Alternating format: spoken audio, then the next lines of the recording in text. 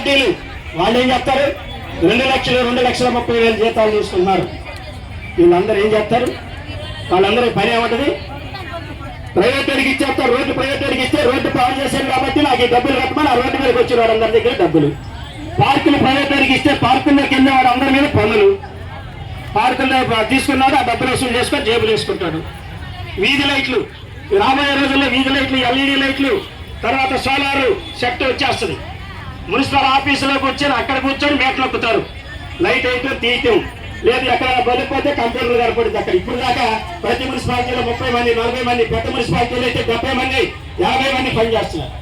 ఎంతమందికి అవసరం ఉండదు, ఒకరిద్దరు చాలు. షిఫ్ట్ డ్యూటీలు 3 డ్యూటీలు వేస్తే 3 సరిపోతారు.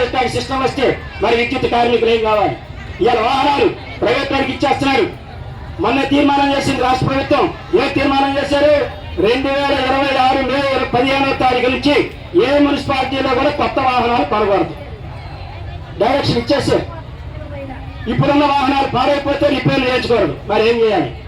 మొత్తం రాష్ట్రం అంతా కమిషనర్లు తిరిగే కార్లు కానీ, డీజీలు ఏజీలు తిరిగే కార్లు, హెల్త్ ఆఫీసర్లు తిరిగే కార్లు, మొత్తం కార్లన్నీ చెత్త వాహనాలు, నీటి వాహనాలు, అన్ని వాహనాలు ఎవరికో కొత్త సంస్థకి ఇచ్చేస్తారంట రాష్ట్రం అంతా.